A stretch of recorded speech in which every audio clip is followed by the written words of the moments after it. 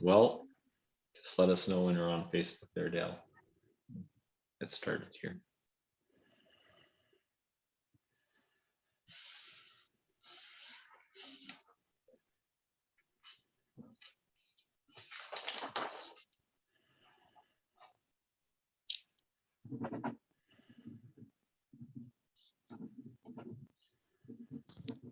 We're good to go. All right. Well, welcome and good evening, everyone. Thanks you for joining us. Tonight, we are going to have a discussion with the MP from Meadow Lake, Saskatchewan. That's not the riding name. We'll have to get that from them later on. But tonight, we're going to have a bit of a discussion about living in northern rural Canada. The MP that's joining us tonight is from northern Saskatchewan, 2 ridings over from Peace River Westlock, the riding that I have the privilege of representing.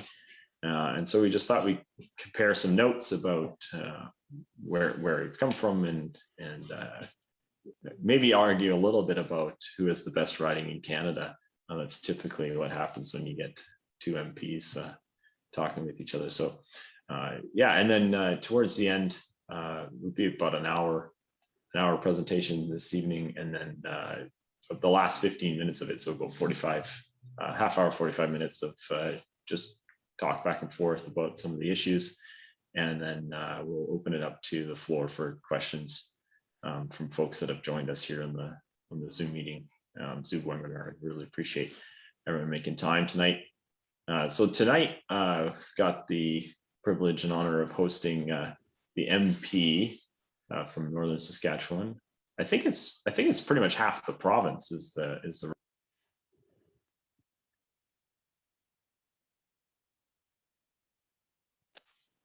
he is the MP from the northern half of Saskatchewan. You'll have to remind me of the name of it, Gary. Please welcome Gary Vidal. Thanks, Arnold. Hey, it's good to be with you. My riding, yeah, it is. It's about 52% of the geographical makeup of Saskatchewan. It's the north 52%, and the riding is called Desnethe Missinippi Churchill River, and it took me a while to learn to say that as well. So it's good to be with you tonight. I knew the Churchill River part, but I wasn't going to give the first half a try there. So the speaker in the House is still working on that. He hasn't quite got that figured out yet either. Okay, yeah. So I have. You're forgiving me. It sounds like. I appreciate that. So Gary and I met after he got elected in 2019. So he's a brand new MP, but it's not his first rodeo around politics. He's a former mayor, I believe. Gary. That's correct. Mayor of the little city of Meadow Lake, Saskatchewan. Okay, Meadow Lake, beautiful country there. I've gone camping at the Meadow Lake Park, which I think is just north of the city. Yeah, the Meadow Lake Provincial Park is about a half hour north of my community. Has some incredible camping and laking opportunities. I think it used to be known as one of the, some of the lakes were known as top 10 in Canada kind of thing. So it's a beautiful place to go camping, enjoying summer fun. Okay. And Gary's also the Shadow Minister for Indigenous Services. So it used to be just Northern and Indigenous Affairs was one ministry. Now it's been divided up into Indigenous Services, Indigenous Relations, and Northern Affairs. And so there's 3 separate ministers for that.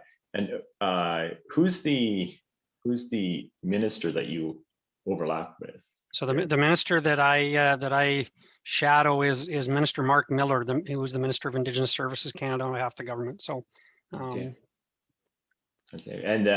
And you've been in this role now since you got elected, or? Yeah, I was like I said, I was elected in October of 2019, and kind of shortly after that, I received a call from the leadership team asking me if I would consider serving in the role of the Shadow Minister for Indigenous Services. So that was I tell people when I was learning what life as an MP was like, it was like drinking out of a fire hose at first, and then a couple of weeks into this, I got called to ask to serve in this Shadow Minister role, and I thought the fire hydrant was wide open, but they opened it up some more when they added that to my title, but it's really been an honor to serve people in that role and to be involved in that. It's been a steep learning curve, but just a pleasure to be in the role. Yeah, and I've served on that committee basically since I've gotten elected. I've never served on another committee, on Northern Aboriginal Affairs Committee, so that covers all three of the ministries, and so I've gotten to know Gary a little bit through that work as well. Gary, a little bit more about yourself. You're an accountant by background.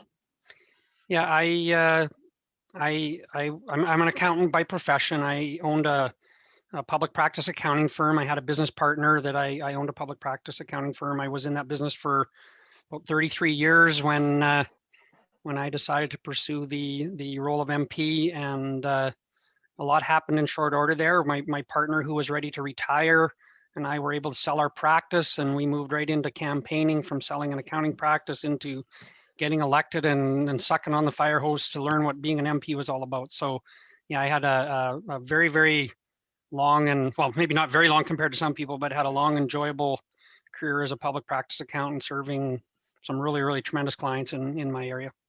And then you retired and ran for MP? That's correct. I decided I would jump from the frying pan into the fire, I guess might be the way to say it now. But it's something I kind of really felt called to do. Felt like I had something to offer that way, and so my wife and I made that decision, and here we are. Okay. The children? Yep, I have. So my wife Lori and I have been married for 30 some years, 35 years now. We have 4 kids, 3 boys, 1 daughter.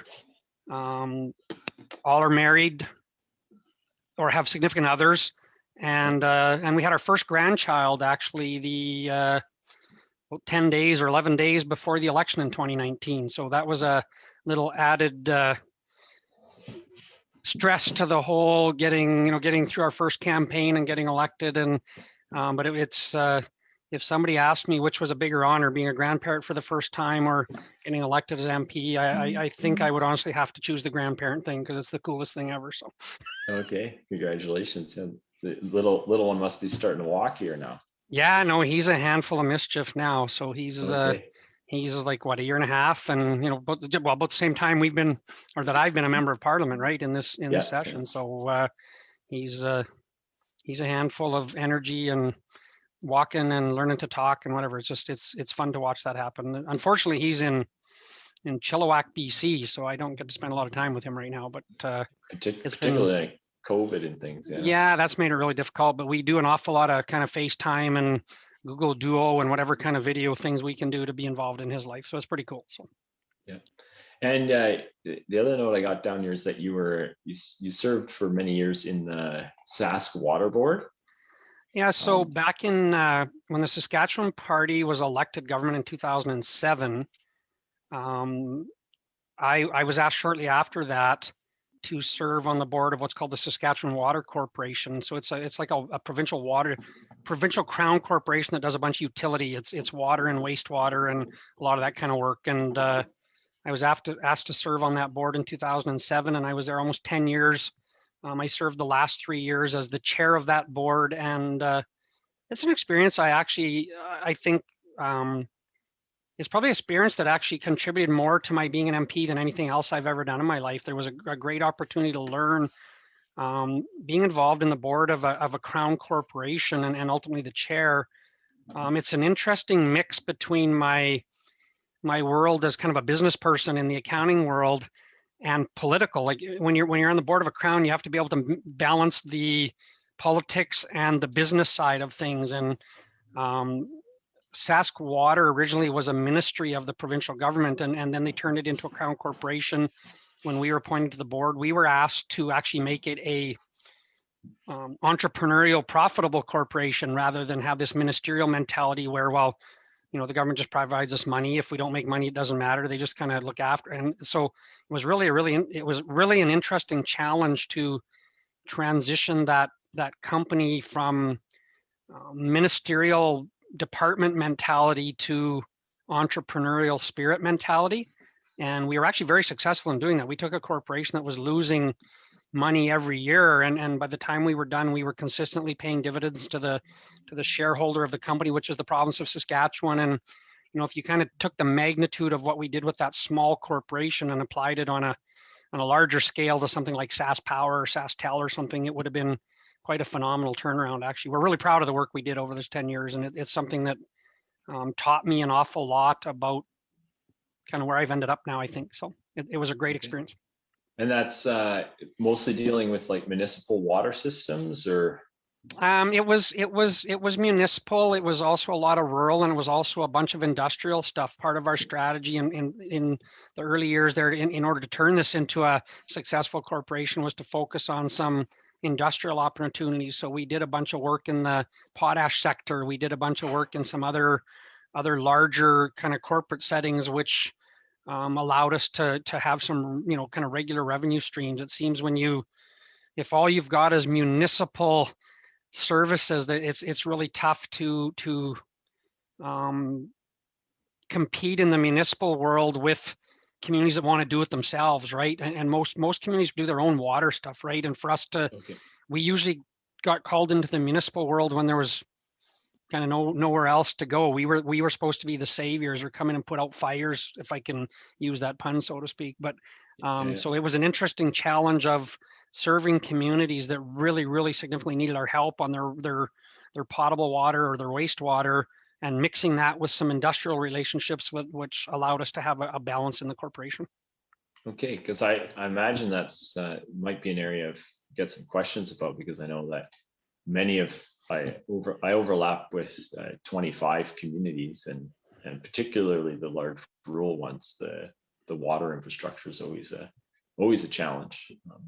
Yeah, we end up getting into a lot of kind of regional things as well. That's one of the ways we could be successful, is take a bunch of smaller entities that were close enough together that you could create regional solutions. That was one of the ways we had success as well. So that might be some of the experience in your riding in Northern Alberta as well, I would guess. But yeah, okay, interesting. And that was like a utility, or like it was a Crown Corp, but like I remember when I was a kid, we had like Alberta AGT, which is like Alberta General Telephone, I think that's what it stood for. Eventually it was sold off, became TELUS. So that's kind of a similar. It would be like, entity. Yeah, sorry, Arnold. In Saskatchewan, the main Crown corporations that we think of are Sask Power, which is the provincial power utility, and SaskTel was the provincial telephone service that we have in Saskatchewan before the days of TELUS and something. But SaskTel still exists, and there's Sask Energy, which is our natural gas provider, and then there's some other ones which are like Saskatchewan Gaming, and there's a few other ones. But the kind of big ones were Tel Power and Energy, and then Sask Water was like a little puny piece of the puzzle, relatively speaking, to those very large entities. So, okay, interesting. And so, what do you have an example of maybe in your riding, like today, what the Sask Water would be doing there? Well, I mean, as an example, after I left the mayor's chair, Sask Water actually came in and bought the assets of the city of Meadow Lake, and they now provide the water in my little city, or provide the services in my little city. So they own the infrastructure, like the water treatment plant and all of that. The city still deals with all the delivery infrastructure, the pipes under the ground and all that stuff.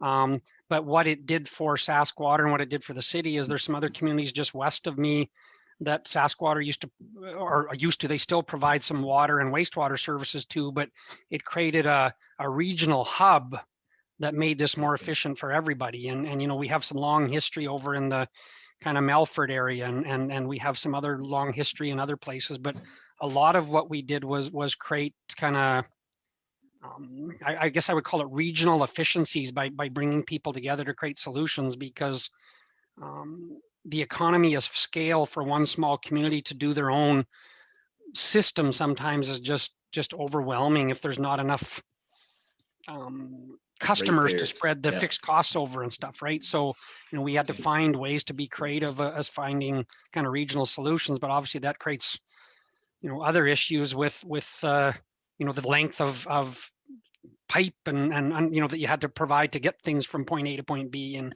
some of the other things we've done over the years is we actually almost like a wholesale arrangement. We purchased water from some of the cities and then actually piped it out to other smaller communities so it was kind of like a wholesale provider to get the water from a more major center out to some smaller centers that were able to then utilize better quality water from a larger center or something. So we had a bunch of different creative ideas. We had great engineers. We had a great team of people there that did a lot of good work in those years. So I'm proud of that time I spent there. So. That's fascinating. I also got a note here that you're a bit of a sports fan. I'm not sure my wife. I guess that's like the Edmonton football team, or that's. First of all, I'm not sure my wife would agree with the bit of a sports fan part. She thinks I'm probably a little bit crazy, but I do love sports. Sorry, I'm not an Edmonton sports. I mean, obviously I'm a hardcore Riders fan. I'm a Toronto Maple Leafs fan. I'm a Raptors fan. I'm a Blue Jays fan. But the sports part of me that I love to talk about, or that I love to be involved in, was the, I mean, I played a lot of hockey when I was a kid. I played every sport when I was a kid, but hockey was my love, and but more than my own love of playing hockey was my love of coaching my kids' hockey teams. I coached everything from what we called house league, which was just for fun on a Saturday morning when we started, to I ended my time coaching my kids at kind of the AA competitive level. And in fact, with one of the stories that just happened this week, we were remembering the Humboldt bus tragedy here this week, and the 12 months just before that bus crash, 3 of the boys on that Humboldt team that were in that accident were on the team that we played in our last playoff game the year before. And the actual driver of that bus, and that bus actually transported us to some of our playoff games the year before. So my time of coaching competitive midget hockey, or more competitive midget hockey, kind of ended at the hands of some of those people that were unfortunately in that accident a year later. So there's kind of a journey of that. But I loved coaching the kids hockey. I loved the opportunity it created to teach young people about life skills that they would utilize forever. I never ever expected that any of the kids that I coached would go on to make a living playing hockey, but I knew they would, with the right skills and the right mindset, that they could become very, very significant contributing members of their community or the workplace, or if they learn some of the team things and some of the accountability things and some of the important life skills you can learn through team sport. So I could talk about coaching hockey for the rest of the night and not even get bored, Arnold. So okay, well, that's cool. I know that across the riding that I represent as well, there's a lot of the small towns have their own team, and they wear their own colors. And I lost a bet to the member of parliament from Brooks a couple of years back, because the team from Whitecourt in my riding met the Brooks Bandits and the Whitecourt Wolverines met in the final playoffs kind of thing. And so we had a bet over that. So that was kind of fun. Yep, that is always fun to set up those kind of inter-community, fun competitive bet kind of things. Yeah, for sure. So I think I wore the jersey from other communities in my mayor's chair more than once, I think. But oof. That happens. Our work on committee right now, you and I both sit on the same committee together. We're dealing with Bill C-15.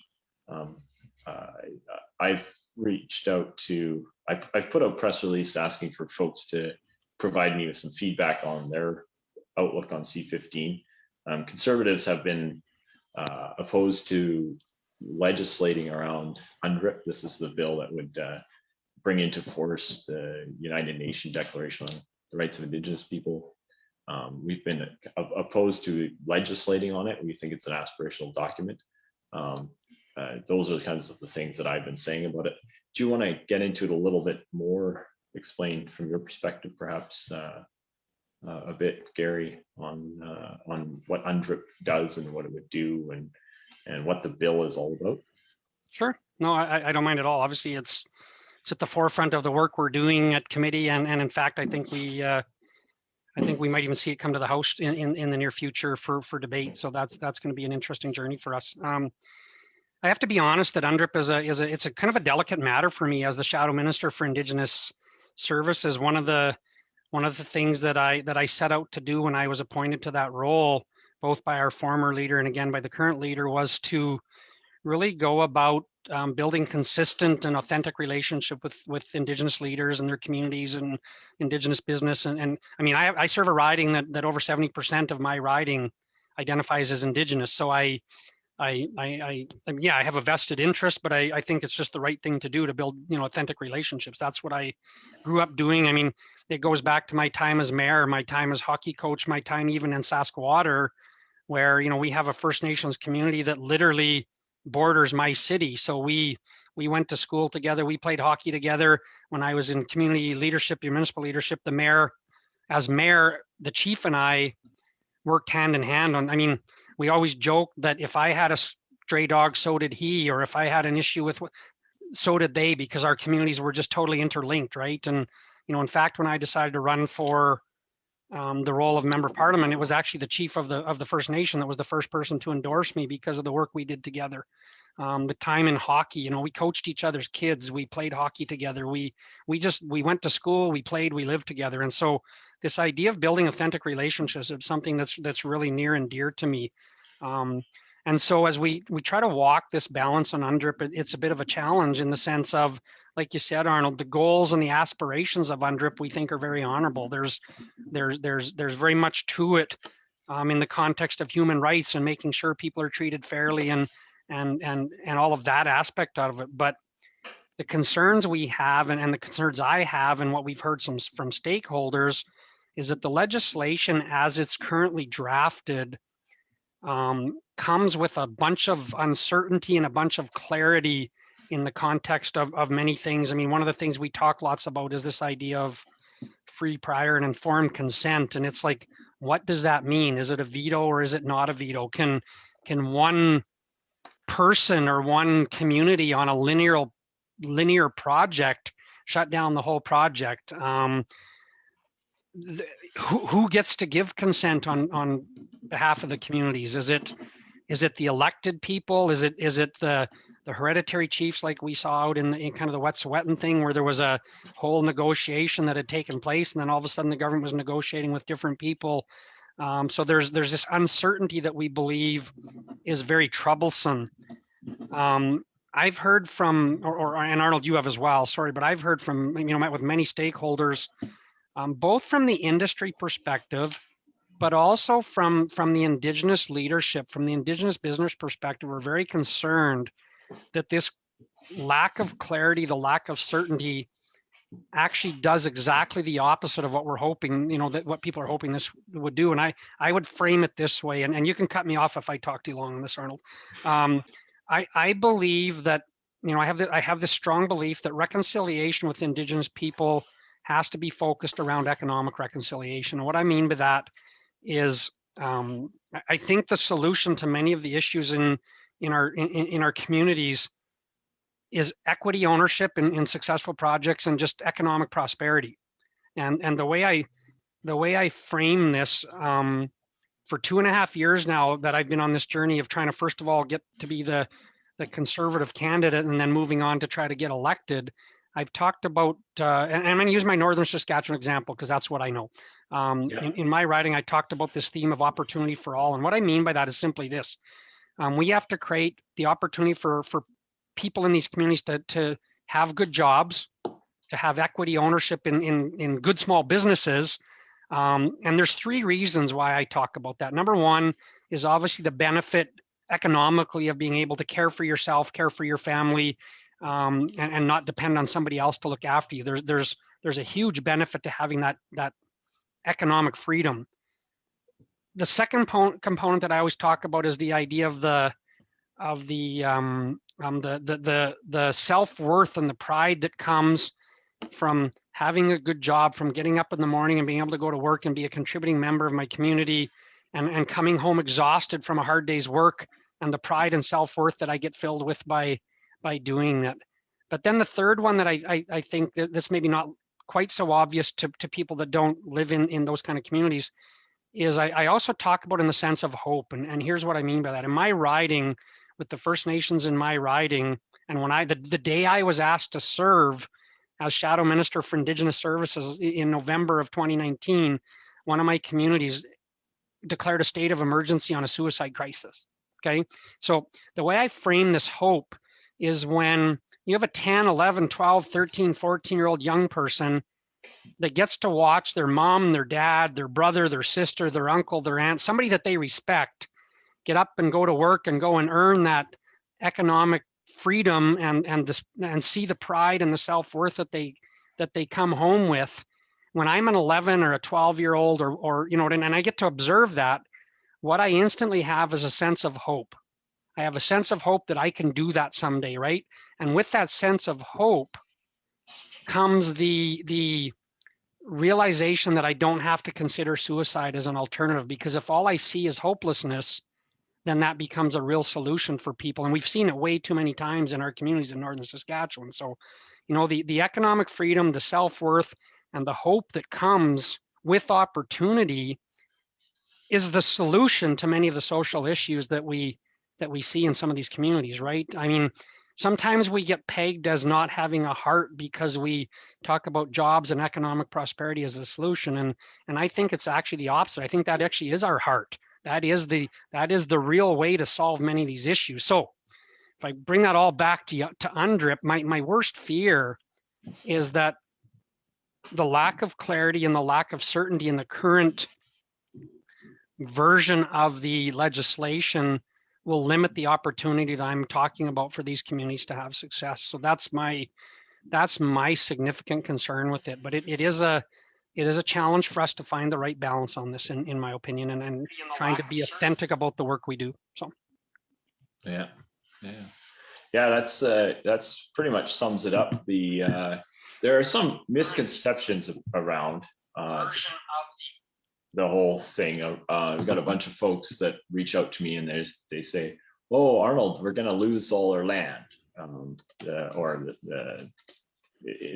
going to be a big change in the way that we do business in this community or whatever. Non-Indigenous people saying this, right? That isn't explicit in the bill, as far as I see. No, I would agree. I don't see that in the current version of the legislation. No.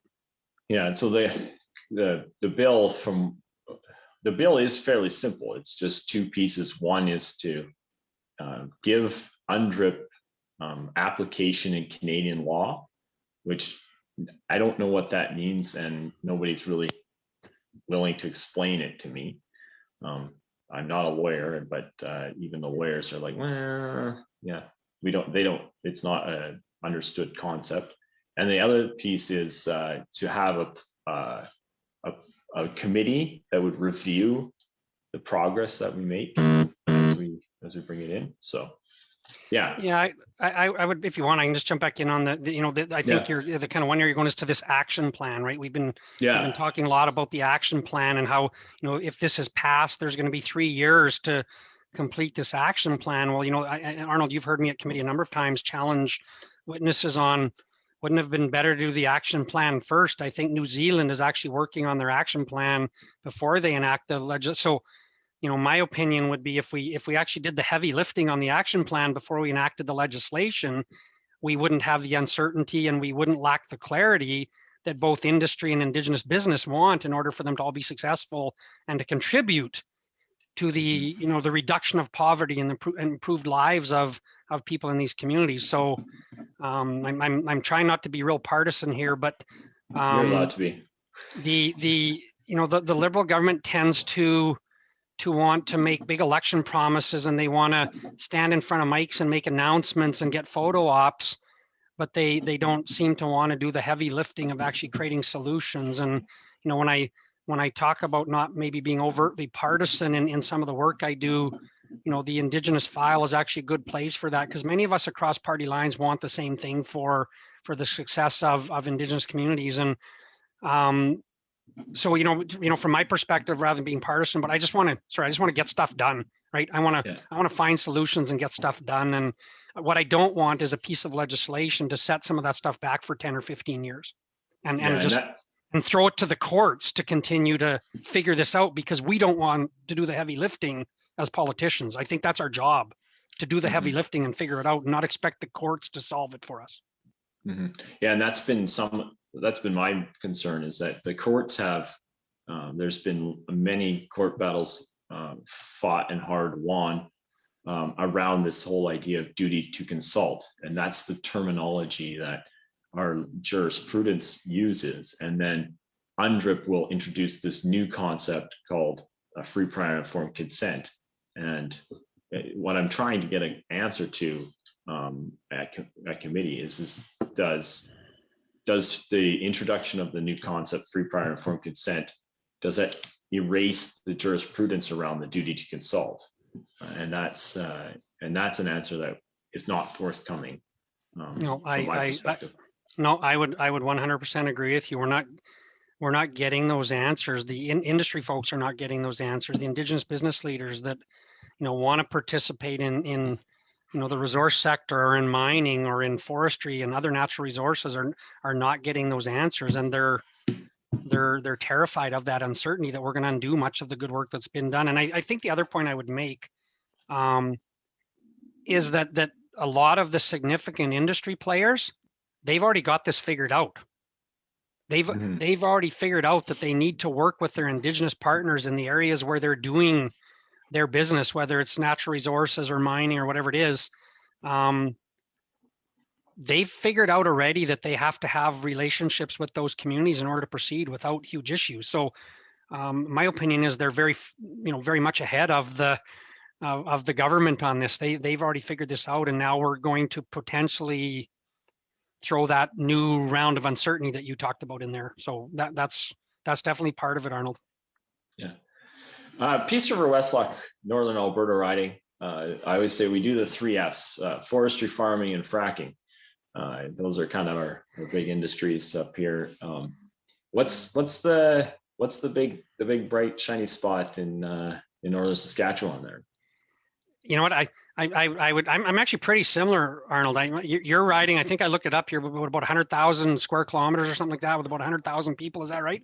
Yeah, that's right. So my riding is about 70,000 people, and I have about 350,000 square kilometers. So it's a little bit larger land mass. I always compare my riding to Germany. My riding is about the same size as Germany. I have 70,000 people, and Germany has about 80 million, I think. So in the same land mass. But my riding is forestry, farming, probably tourism would be the, instead of the fracking, it would be the tourism would probably be the other big thing. I mean, like for example, just in my little community, there's within 10 miles of my community, there's a lumber mill, there's an OSB mill, and a pulp mill, all within, like 10 miles of my community. That's huge in my community, and all the spin-off, obviously the logging, the trucking, and all that work that gets done to support that industry. Yeah.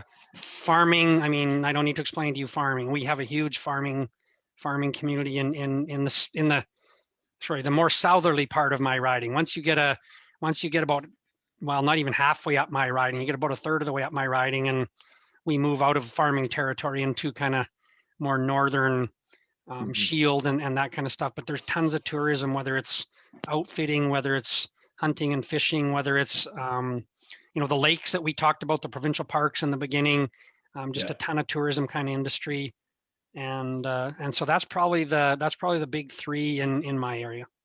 Okay, the one thing I was thinking about was, I think the uranium is lined up there. That's a good point. If I go way north up in my riding, uranium and mining is a big deal in the far northern communities.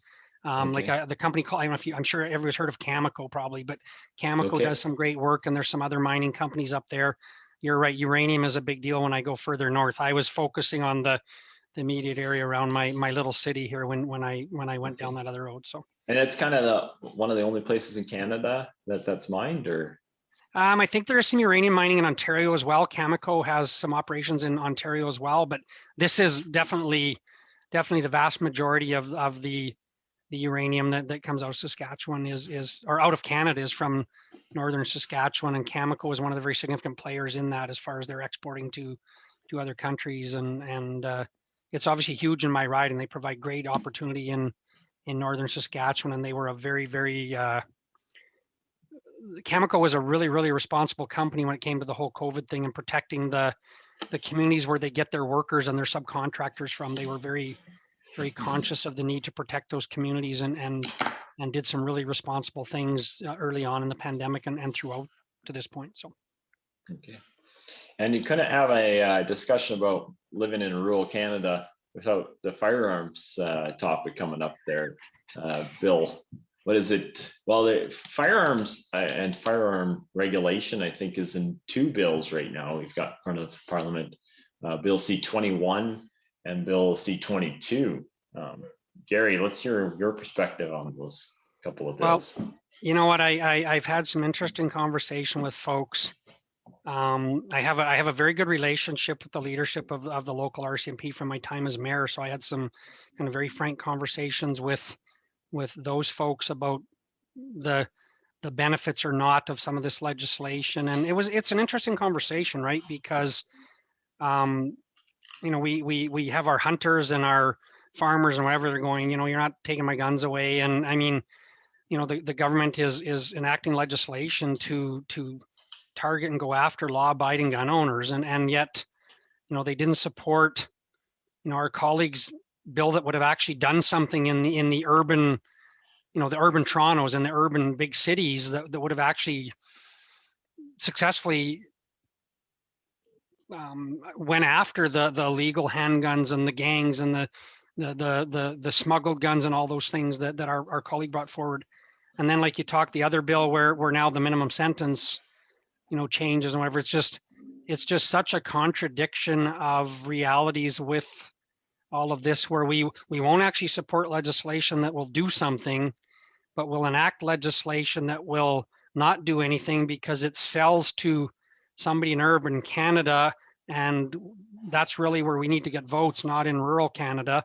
And then they will totally come along with this legislation that limits minimum sentences and some of those things for violent crimes using it's just such a contradiction that's hard to fathom and hard to make sense of. So I don't know, that's maybe a real brief overview, Arnold. I know this is an area you could probably talk my ear off of on. So I know my constituents are frustrated with this because in my area, the guns are literally, they're tools to hunt and provide sustenance for their families to a big part. I mean, a lot of my First Nations community members are frustrated by this because they're going to find themselves in the same boat in a couple of years, and they realize that, right? That the guns that they use to feed their families are going to be illegal a couple of years down the road. So no, that's for sure. So good. I think I'll open it up to some questions. Dale, you'll have to give us a hand with this a little bit, just around getting the hands up and things like that. So if there's any folks that are on the call here that would like to ask us some questions, either myself or Gary, just if you can do the raise hand function on your Zoom call, Dale will be able to patch you in here and you'll be able to ask a question. So Dale? Yeah, I know Gayleen, I know you've had your hand up for a while. Are you able to ask, do you have a question at all?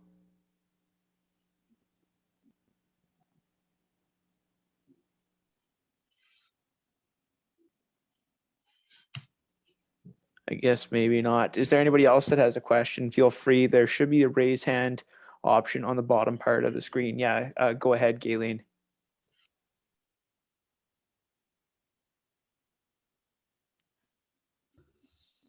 Can you hear me? I can hear you, Gayleen. Okay. How are you? So my concern is that with this Bill C-15, it'll have a really impact on First Nations, right? Indigenous, the Aboriginal people, because you have the First Nations, the Inuit, all those nations out here. So it's going to really have an impact that what I've been reading upon. And Okay. so, yeah. Yeah. Do you have a particular question on that there, Gayleen?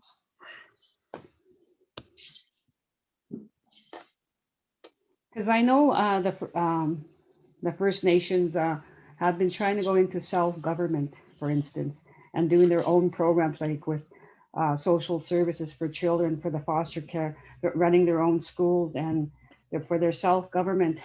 This will have an impact on that, won't it? They won't be able to go ahead and try to plan for them. They have to go, say, up the ladder and say they have to get permission first before they do anything.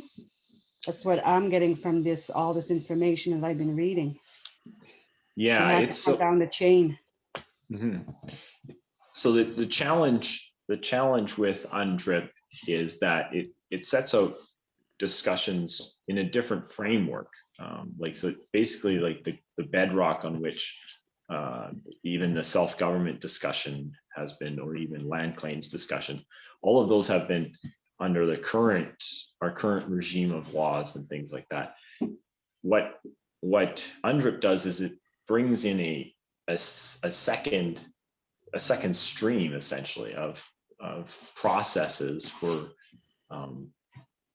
allaying concerns or allaying disputes around education, around healthcare, around land claims, all of these kinds of things. So we already have one process for it, and then UNDRIP comes in and states that there's another process, and that's kind of the big challenge, right? So the one that we trip over all the time is the free, prior, and informed consent.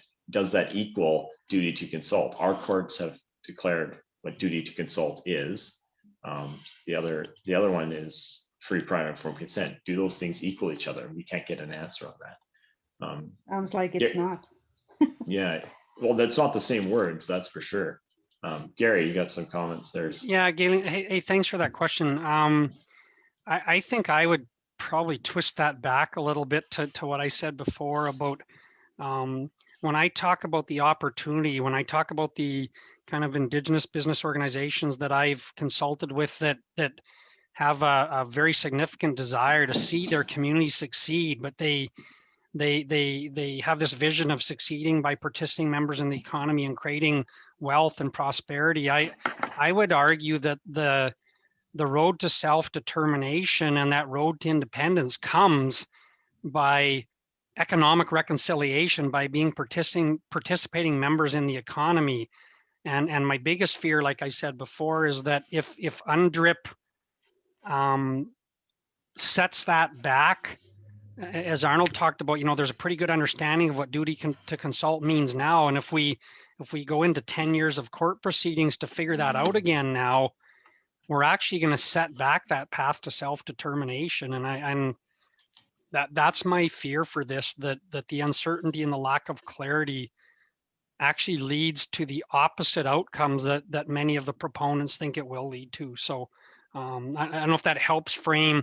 I get you're coming at that from a place of other things like education and social, but I really believe that self-determination model comes through economic independence, where you can make your own decisions for how you manage those things without big brother telling you how you have to do it, so to speak. Exactly, the big brother way up there. Yep. Yeah, it's another stream that we have to go through. Now, not just one stream. There's added more streams that we have to take a detour. Like you mentioned, to be treated equally. Where's the self-sufficient that we would like to get into? And that's what we look at. And like you said, for the economic, that's part of the self-sufficient in all the areas that the First Nations, all the people, all the cultures want to do for themselves. It's not just us, it's everybody, every different nation, all the cultures. So this would have an impact on everybody. Aileen, I think I couldn't say that as well as you did. Well spoken. You're absolutely right. That's the concern. And what I hear in my shadow minister role away from UNDRIP, just in the whole services world, is just the bureaucracy and the reporting and the kind of ridiculous processes that are involved in all of this now. And that move to self-determination and self-sufficiency would hopefully get rid of some of those obstacles that are currently in the way. So yes, exactly. As for instance, I'm going through that right now with Lubicon Lake, which is in my ward, and I'm a band member there. So I know the red tape, all the runaround we get from the government as it is, and we have to go through more hoops again. Yep. Nope. That's the Thank biggest you. fear, Galen. I hit it on the dot. You did. Right. Thank you. Thanks, Galen. You're welcome. Okay, Dale- next up we have Irvin, and if anybody also wants to type out a question, there's a Q&A box that you can also type out a question, and we can ask that. But Irvin, if you can go ahead. Okay, Irvin. can you hear me? We can hear you. How are you? You can hear me, okay. Just first a comment on this UNDRIP. It's always been my feeling that your best government is the one that's closest to you. And so to get news of somebody in, the United Nations drafting something to affect us in Northern Alberta and Northern Saskatchewan is rather frightening that it's even getting consideration. Okay, now the question that I wanted to ask was with regard to your $70,000, or not $70,000, but 70,000 people. And my understanding is the Indigenous population is, except for maybe us seniors, of which I'm one, the fastest growing population or ethnic group in Canada. And so is that the case in Northern Saskatchewan? And also then coupled with that, economic, let's say, success and being able to hold your chest out because you're so-called feeding yourself. Is there jobs, that would allow somebody to take pride in what they're doing? And, or is, for instance, people considering, as I've heard, moving from the city to the northern reservations because there they can live with government handouts? Irvin, thanks for that. If I forget one, Irvin, you had a couple loaded things in there. So if I forget one, I'm going to come back to you and make sure I covered them. Okay. So first of all, your question around I believe it was kind of the age demographic, if that holds true in Northern Saskatchewan, like it does in other communities. And I'm going to be really honest with you to say that I'm not sure that I've ever asked that question and got statistical backup for it, but I don't know why that would be any different in kind of my communities in Northern Saskatchewan that is in Northern Alberta, to be honest with you. One of the things I do know is that, the Indigenous population, and I'm going to speak specifically of Saskatchewan for right now, is one of the fastest growing populations in our province. And so, it's an area where we need to really work with them and get them involved and whatever. And sorry, most of the leaders they want to be involved. That's, that idea of people moving there to, get on. I don't know that I've seen that. And to be honest with you, there's probably more people actually moving to urban centers. If you look at the statistics, well over 50% of Indigenous people actually live in urban settings now, which is another whole area that we delved into a lot through COVID. It pointed that out in some clarity. And your question about jobs, I mean, just as a quick example, I'm actually working on, I'm going to be careful here because this is some work I'm doing behind the scenes still, but I'm working on a project right now in my riding. It's not in my community, but would be in my riding, that has a very, very incredible business model. The due diligence and the business model is phenomenal. The project is being put together on the basis of a kind of 60% Indigenous ownership, 40% industry ownership. And the opportunity here is to create about 500 jobs in my riding in Northern Saskatchewan across up to 17 First Nations, which literally go east to west, north to south in my riding.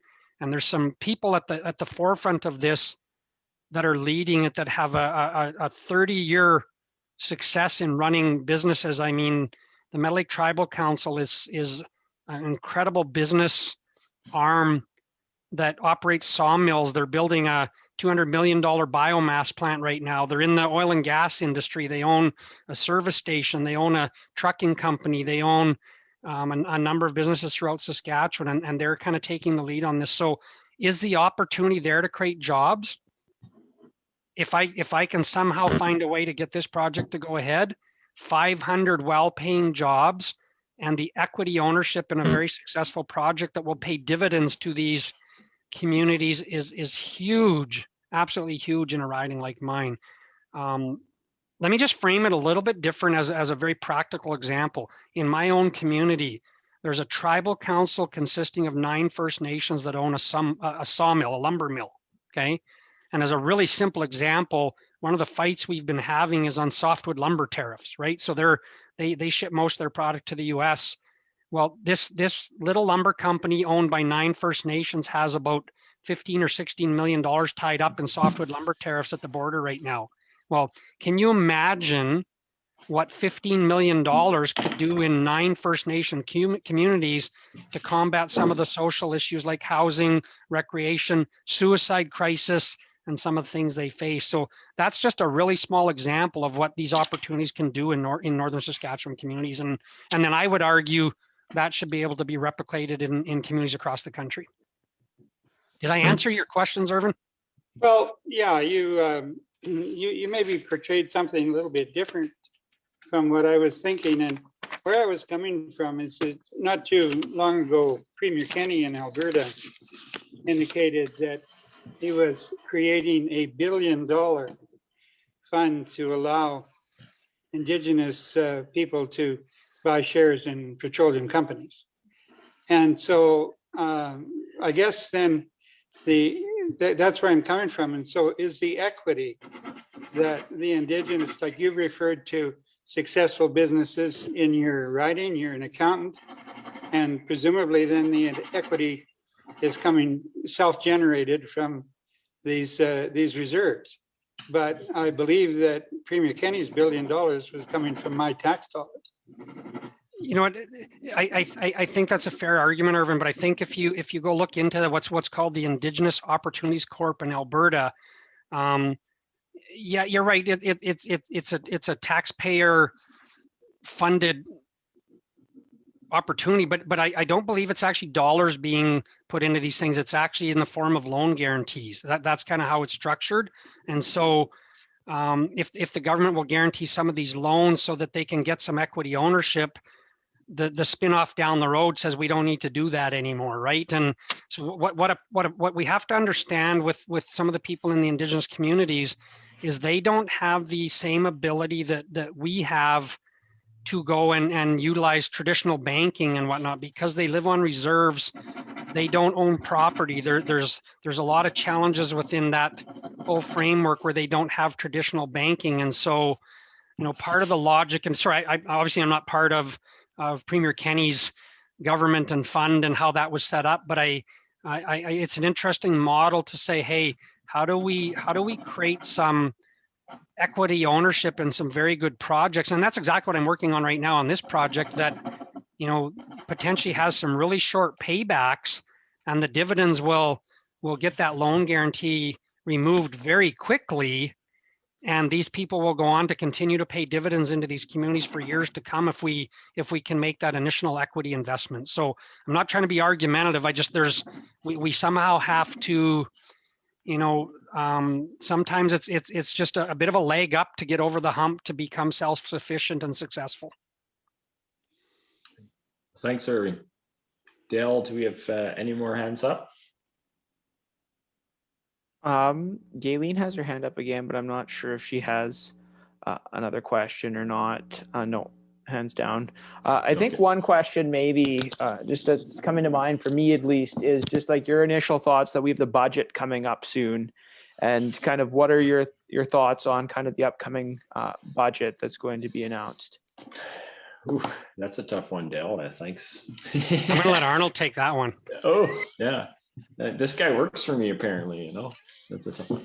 Yeah, the challenge that we have with the balancing the budget, it's going to be interesting to see what the projected deficits are. We haven't had a budget in over 1,000 days, and so we've been speculating on where some of these numbers have been going, what's been happening. But yeah, it's going to be interesting to see where the money is going to be going. I know that we've seen the carbon tax increase just at the beginning of this month. We've seen the Liberal government make some overtures at their convention that's coming up here. What is it? Starts today, I think, around basic guaranteed income. There's a bunch of things that we're interested to see where that's going to go. What I can assure you is likely not in there is a plan to get pipelines built, a plan to repeal the shipping ban on the West Coast. Those things won't be in the budget. So, and that's extremely frustrating given the fact that I think I heard the other day we're shipping nearly 500,000 barrels of oil a day on rail cars right now, which costs us about $30 a barrel to ship instead of $3 a barrel if we could put it in the Keystone XL pipeline. So yeah, never mind connecting ourselves east or west. But Gary, you got any last words on the budget expectations? You know what? I'll chirp in quickly here, but Arnold, I was on a call with all of my Saskatchewan colleagues today with the Saskatchewan Chamber of Commerce and all their members. We did a large event with like this, and I should have probably paid more attention to some of my colleagues' answers and quit worried about the questions I was going to be asked, and because they talked exactly about what Arnold just did about the $500,000 or 500,000 barrels of oil being shipped by rail and the cost and how many train cars that was and the risk that's but I'm not going to get into details because I obviously didn't pay attention enough to those specific numbers. But in the context of the budget, one of the comments that was tossed around today in our discussion with the Chamber of Commerce from some of my colleagues was, you know what, and some of my more veteran and experienced colleagues was, you know, we're anticipating the level of expenditures projected in this budget in what, about 10 days to probably be the largest number that we've ever seen in a budget. That's kind of the expectation that we're kind of working from, maybe not including the actual expenditures in this COVID year, but we didn't have a budget for this year, as Arnold said. So we're anticipating this might be the largest projected number or dollar figure of expenditures in the history of Canada. And in the context of where we're at, in the context of the masking for, you know, the one bill we're debating right now is looking to increase our debt limit for the government of Canada by $700 or $800 billion, you know, to unheard of kind of numbers. It's just a scary path forward in the context of fiscal responsibility. The accountant in me just cringes when I think of this. I always said in my campaign in 2019 that I wanted to win in 2019 because we couldn't afford 4 more years of what we saw from 2015 to 2019, and now I'm living my worst nightmare, to be honest with you. But I always said back then that, you know, I can't run my home the way they run government. I couldn't run my accounting business the way they run government. And as mayor, I was not allowed legally to run my city the way they run government. We had to balance our books. I don't get why it's okay for the federal government to run our country that way, but I'll leave it at that. I think you know where I'm coming from. Well, folks, I want to thank each and every one of you for joining us this evening. I want to thank Gary for making time to come and spend some time with Northern Albertans here. I always tell folks that this is the promised land, literally flowing with milk and honey. And we got the honey capital of Canada up here in Northern Alberta. So I bet you didn't know that, Gary. Nope. Oh, yeah. So anyways, thanks everyone for joining us tonight. And Gary, God bless and have a good evening. Thanks, everybody. My pleasure to be with you tonight.